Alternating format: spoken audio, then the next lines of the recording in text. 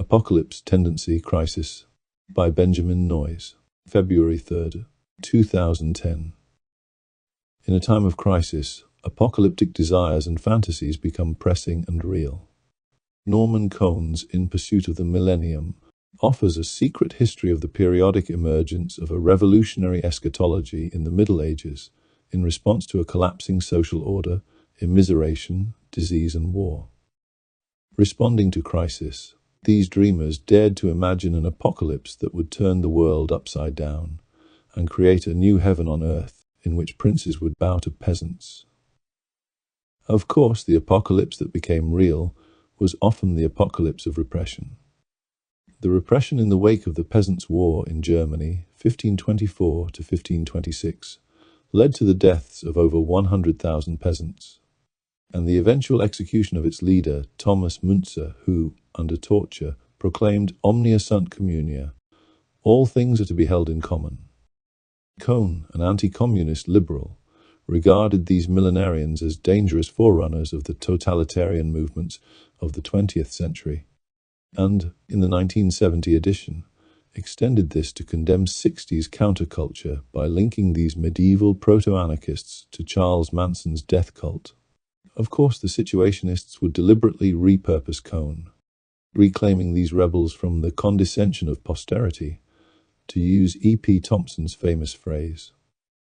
Apocalyptic desires are ambiguous, at once consolatory fantasies, deferred hopes, and, potentially, spurs to radical reorderings.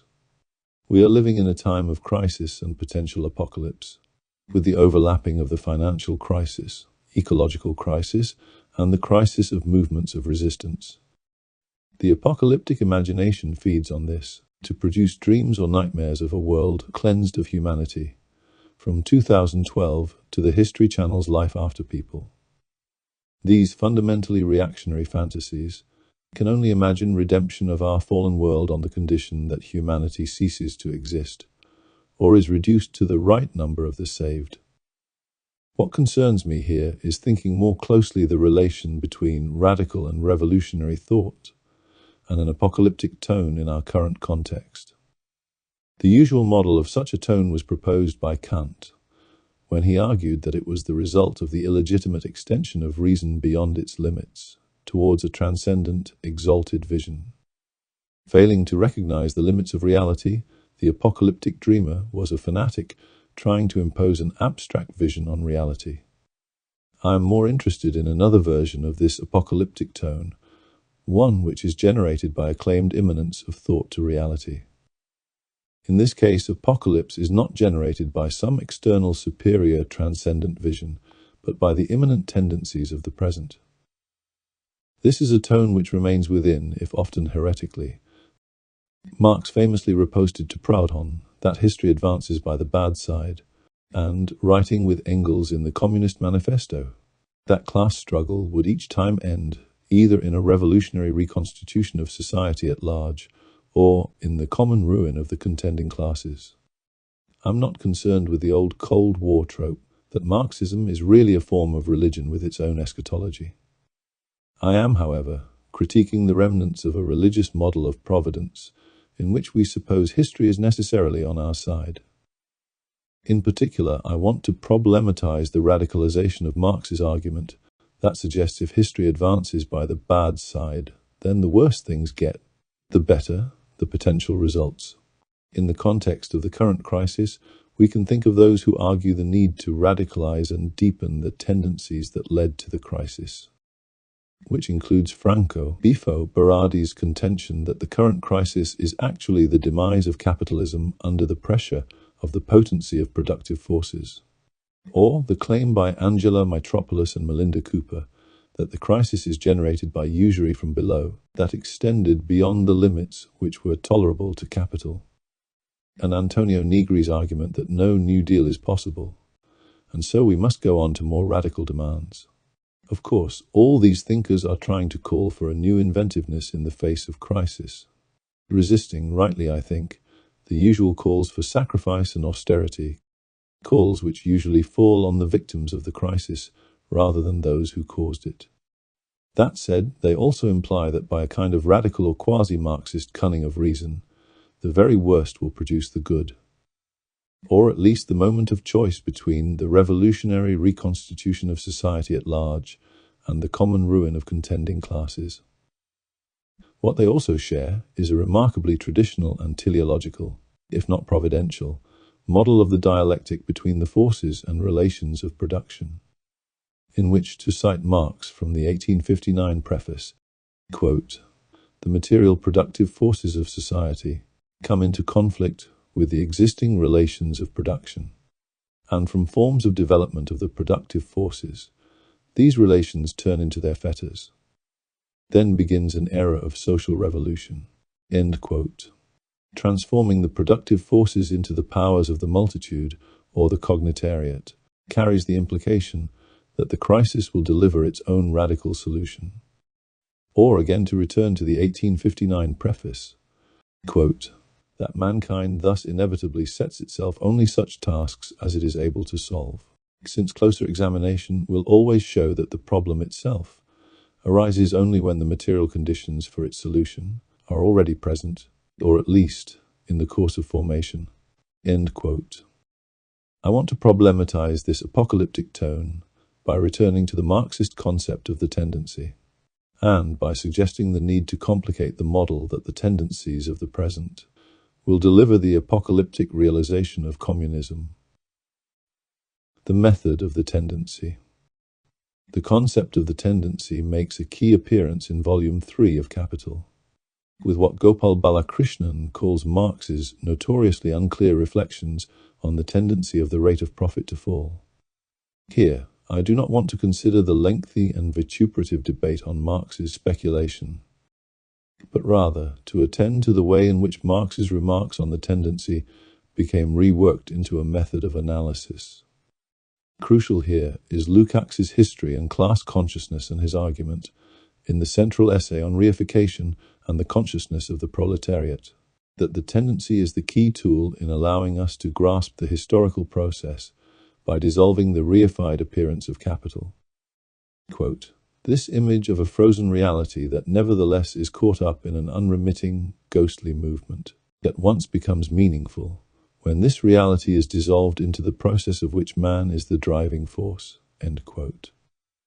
This dissolution of reified appearance means, as Lukács notes, that the developing tendencies of history constitute a higher reality than the empirical facts.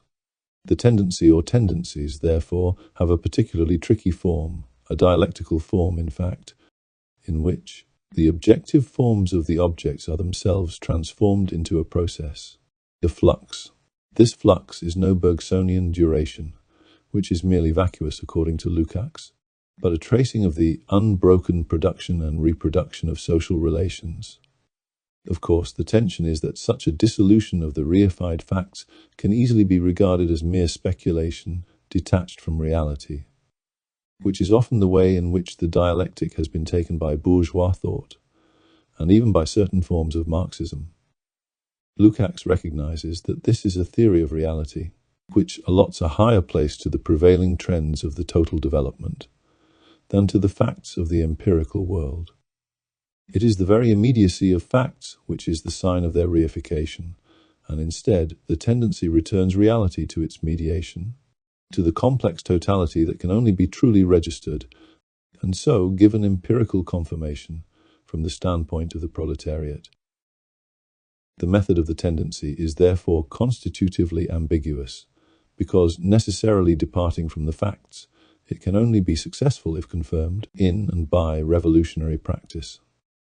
Considering Karl Popper's well-known criticism of Marxism as always self-confirming, we could argue that the method of the tendency is actually closer to the model he proposed for science of bold conjectures that can be tested by possible refutation.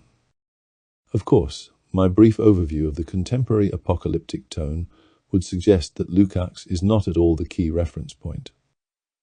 If the current financial crisis has its roots in the breakdown of the Fordist Compact in the 1970s and the switch to financialization to deal with dropping corporate profits, then it may not be surprising to find that the contemporary apocalyptic tone is also rooted in that moment. These examples of contemporary post-autonomous thought All take off from the fusion of the work of Negri with that of Deleuze and Guattari. In particular, they draw on Negri, Deleuze, and Guattari's reimagining of the concept of the tendency in the early 1970s. I am not suggesting a simple isomorphism between capitalist base and theoretical superstructure. After all, this retooling of the tendency was an attempt to articulate a theoretical means to grasp the precise effects of the economic base. I am, however, suggesting that we do not simply regard theory as an hermetically sealed realm that has no relation to economic, political, and social forms. In fact, as will become clear, this is a moment of theoretical reaction and response to the crisis of Fordism. In the case of Negri, his canonical statement of the method of the tendency is given in his 1971 work, Crisis of the Planner State. At this point, Negri remains within remarkably classical and dialectical terms, arguing that the tendency gives us a determinate forecast, specified by the material dialectic that develops the factors comprising it. In a way remarkably similar to Lukács, Negri correlated the tendency with the viewpoint of the workers, and he also stressed that, quote, the procedure of the tendency is far from being rigid or deterministic. Instead, it represents an adventure of reason as it comes to encounter the complexities of reality, an adventure of reason that is prepared to accept risks. In fact, the truth of the tendency lies in its verification. End quote. As in Lukács, the tendency is here deliberately pitched between the necessity of departing from the facts, but also returning to a newly reordered world through the mechanism of revolutionary verification. Negri's practicing of this method in the 1970s was predicated on accepting and radicalizing the crisis of the Fordist social compact, to license a thinking of the imminent and imminent apocalypse of capitalist relations. If capitalism started to rupture the structure of the factory and guaranteed employment, then one should not regret this and go backwards to some lost world of social democracy, but push the tendency further into exodus, sabotage, and destruction of the fetters of the remnants of Fordism. The implication of his work, reflecting on the crisis of Fordism and its planner state, was that communism had already arrived and would need to simply be realized.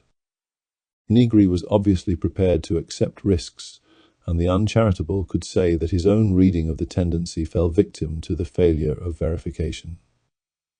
With the defeat of the movement of autonomy and Negri's imprisonment, this failure did not, however, lead to a further nuancing of the method of the trajectory in his work. Rather, especially in Empire, co-written with Michael Hart, Negri would exchange the encounter with the complexities of reality for an adventure of reason, in which the tendency was flattened further into the pure immanence and positivity of communism. Accelerationism.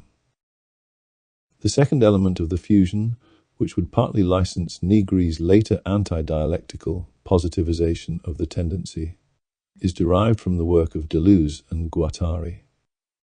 In their 1972 work, Anti-Oedipus, they gave a different spin to the notion of the tendency as the means of liberation and rupture. In a by now well-known argument, they indicated two fundamental tendencies of capitalism, a primary axiomatic of deterritorialization or decoding, and a secondary, but also essential, axiomatic of reterritorialization, in which capitalism recoded and reabsorbed the desires it unleashed. They posed the question, quote, but which is the revolutionary path? Is there one? To withdraw from the world market, as Samir Amin advises third world countries to do, in a curious revival of the fascist economic solution? Or might it be to go in the opposite direction? To go further still, that is, in the movement of the market, of decoding and deterritorialization? For perhaps the flows are not yet deterritorialized enough, not decoded enough, from the viewpoint of a theory and practice of a highly schizophrenic character. Not to withdraw from the process, but to go further, to accelerate the process, as Nietzsche put it. In this matter, the truth is that we haven't seen anything yet. End quote. The tendency now becomes the imminent radicalization of capital's own dynamic of deterritorialization, a theoretical maneuver which I call accelerationism. Deleuze and Guattari were not the only practitioners of this form of the method of the tendency in the early to mid-1970s. In the wake of the failures of the movements of May 1968, a number of French thinkers, particularly Jean-François Lyotard and Jean Baudrillard, also argued for a nihilist embrace of the disenchanting forces of capitalism as the means for achieving a strange kind of liberation through absolute immersion in the flows and fluxes of a libidinized capitalism. Lyotard couched accelerationism in its most extreme form in his 1974 work, Libidinal Economy. Quote, "The English unemployed did not have to become workers to survive. They enjoyed the hysterical, masochistic exhaustion hanging on in the mines, in the foundries, in the factories, in hell, they enjoyed it. Enjoyed the mad destruction of their organic body, which was indeed imposed upon them. They enjoyed the decomposition of their personal identity, the identity that the peasant tradition had constructed for them. Enjoyed the dissolutions of their families and villages, and enjoyed the new monstrous anonymity of the suburbs and the pubs in morning and evening." End quote. Truly, we may not have seen anything like this before, and it is no surprise that this would prove a remarkably unpopular theoretical moment. Of course, Deleuze and Guattari did put the brakes on before conclusions like Lyotard's could be reached. They still held faith in an anti-capitalist project of liberation, but one that certainly courted confusion, with a simple faith in capitalism to deliver the goods. Negri, on the other hand, fuses his work with that of Deleuze and Guattari by mapping this accelerationism together with the desire of workers to flee the Fordist compact. Rather than the valorization of capitalism per se, as Deleuze and Guattari's model might seem to intimate, we have the valorization of deterritorialization as a proletarian strategy of resistance and rupture. In Empire, Hart and Negri are critical of Deleuze and Guattari's model of continuous movement and absolute flows, regarding it as insubstantial and impotent. The difficulty is, however, that their solution to this problem is, substantially, the tendency. This is achieved by the ontologization of the tendency in the immanent and positive power of the multitude. It appears, then, that the dispute is not so much that Deleuze and Guattari valorize flux or movement, but that they cannot ground that flux and movement in an absolute immanent power of collective potential communism. Once again, the positive and accelerating tendency is that flux that can override and dissolve reified reality, deviations of the tendency. In a case of unlikely bedfellows, Alain Badiou, in his 1982 work Theory of the Subject, also makes recourse to the method of the tendency. Quote, "To the logic of the trajectory, which the structural dialectic comes up against, and which announces the new only in the retroactive operation of its mise-en-scene, we oppose the logic of tendencies, of currents, of vanguards, wherein that which is barely at its birth, though placed and subjected, links up with the most terrible force of the future." End quote. Badiou's presentation of a contrast between the logic of tendencies to a quasi-structuralist logic of the trajectory is cast in surprisingly Lukácsian terms, considering that they would usually be regarded as antithetical figures. Badiou's comment that in the logic of the trajectory time is extinguished by space could easily be mistaken for a quotation from Lukács. More relevantly to this discussion, Badiou also identifies a second possible deviation of the method or logic of tendencies. This is committed by the dynamicists who, quote, posit the multiplicity of variable intensities and who believe in the insoluble tendency. End quote. These thinkers, and Badiou obviously has in mind Deleuze and Guattari, emphasize the priority of the flowing tendency over any objective moment. In Badiou's brilliant piece of diagnostics, quote, "The asymptotic perspective of flight makes of the empiricist a wandering materialist, a vagabond philosopher of natural substances. Ignorance of the mirror turns the empiricist into the mirror of the world." End quote. Badiou's contention is that, in their haste to depart from the static or reified nature of capital's logic of economic and political places. The dynamicists, ironically, end up reflecting the accumulatory logic of capital.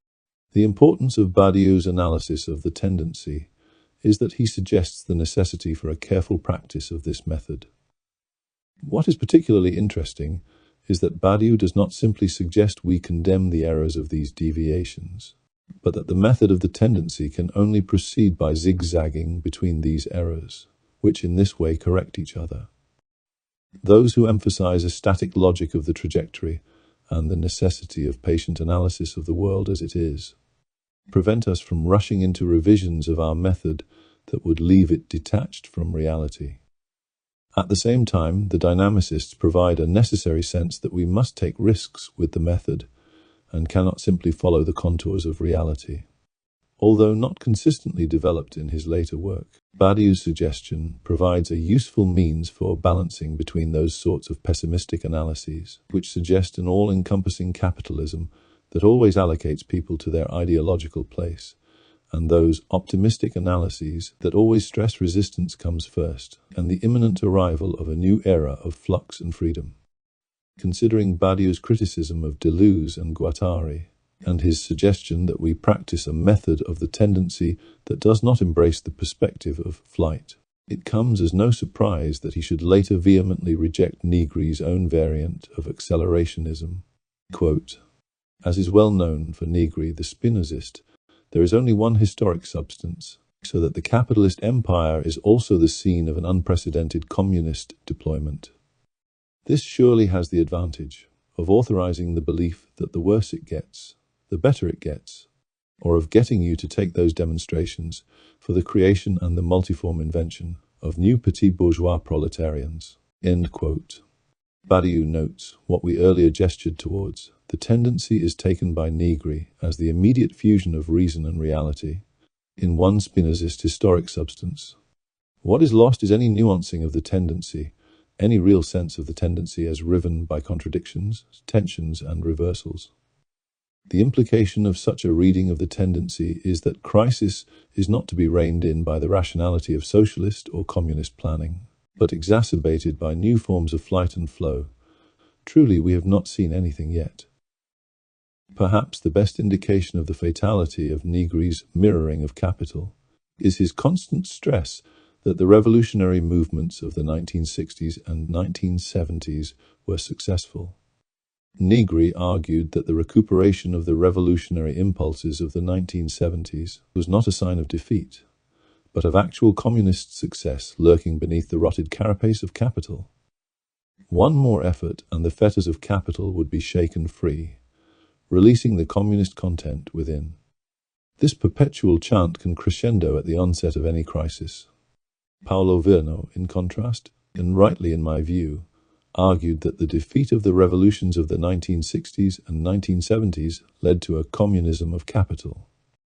Rather than a hyper-capitalism leading to communism, instead capitalism recuperated and redeployed communist elements, such as the abolition of wage labor, extinction of the state, and valorization of the individual's uniqueness for its own purposes. Negri magically parlays defeat into victory. Decelerationism. Of course, the criticism that Negri's theorization of the multitude is a mirror of capital is not particularly original. My concern is not simply to point out the possible confusion of a supposedly communist apocalypse with an actually capitalist apocalypse. Instead, another, more important irony is at work in this apocalyptic accelerationism. In a recent editorial for New Left Review, Gopal Balakrishnan raises again the more classical form of the tendency by returning to Marx's speculations about the tendential limits of capitalism. Deleuze and Guattari had argued that Marx's contention that the real barrier of capitalist production is capital itself did not so much indicate that capitalism was doomed by its own limits of accumulation, but rather that this barrier should be smashed by the radicalization of capitalism's deterritorializing tendencies.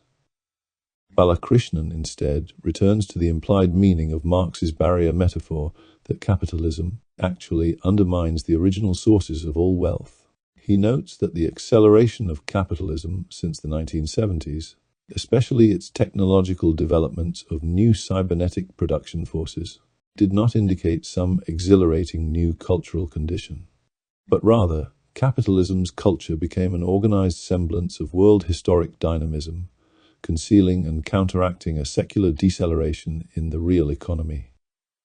Accelerationism as a cultural and theoretical moment is predicated on economic deceleration. There is a disjuncture, or even inversion, between the superstructure and the base. The mirror of accelerationism is, as in Marx's famous metaphor of ideology as camera obscura, in fact an upside-down image of historical life processes.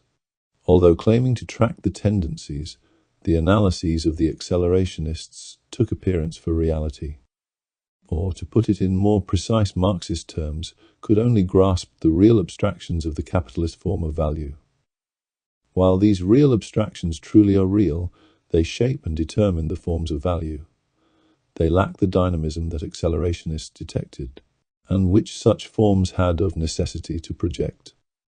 This is what makes Deleuze and Guattari's analysis of capital, as an axiomatic machine or virus of deterritorialization, at once so resonant and so problematic.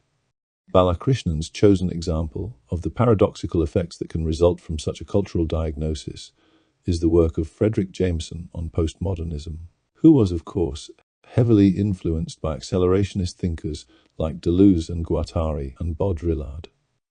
Jameson, too, tried to connect economic shifts into what he called late or third stage capitalism with cultural shifts and the birth of postmodernism as a cultural dominant. Balakrishnan argues that Jameson's analysis was predicated on the immeasurable disproportion between human agency and newly unleashed cybernetic productive forces, what we might call the cyberpunk moment, and it is one which retains its belated followers today. Jameson, Balakrishnan suggests, mitigated this accelerationism with a shift to mapping an opaque, pseudo-dynamic world of financial markets, while Jameson made a cautious shift towards noting the cultural signs of impasse. The perennial apocalyptic attraction of accelerationism, which has persisted up to and through the current financial crisis, is a cultural and theoretical bubble which has yet to burst. Balakrishnan is amusingly scathing about the supposed technological and economic achievements, which might be thought to give material substance to these speculative flights. Quote, "The innovations of this period of capitalism have powered transformations in the Lebenswelt of diversion and sociability, an expansion of discount and luxury shopping, but above all a heroic age of what was until recently called financial technology. Internet and mobile phones, Walmart and Prada, Black Scholes and subprime. Such are the technological landmarks of the period." End quote. Certainly, Balakrishnan indicates the danger of a tendential accelerationism taking a particular projected tendency of capital, or even the phantasmatic self-image of capital, for its reality. It must be said, however, that accelerationism has been given a new lease of life by recent developments in genetics and neuroscience. Fantasies of re-sleeving consciousness, or, as Lyotard speculated, of escaping a dying or doomed Earth in a radically modified or downloaded post-human form, persistently haunt the zeitgeist. Balakrishnan's conclusion that, quote, "We are entering into a period of inconclusive struggles between a weakened capitalism and dispersed agencies of opposition within delegitimated and insolvent political orders," end quote, is a plausible diagnosis of the near future, even if only time will tell whether his claim that the capitalist renewal of a new expanding cycle of accumulation will fail is true. The cultural and theoretical apocalyptic tone is highly resistant to the kind of diagnosis Balakrishnan makes of capitalism as tending towards a stationary state. To adapt T.S. Eliot, the apocalyptic tone can only imagine the end of the world in the form of a bang, and never a whimper. While I am not suggesting the complacency of simply denying out of hand any possibility of apocalypse, which seems most likely at the moment to come in an ecological form, the apocalyptic tone I've been tracing is one which actually welcomes apocalypse as the decisive moment, the moment of the lifting of the veil, the Greek meaning of the word apocalypse.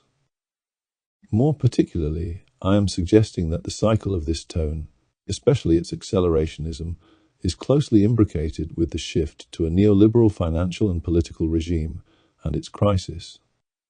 Of course, it was an attempt to grasp and resist that order, whatever we think of what I regard as its failings.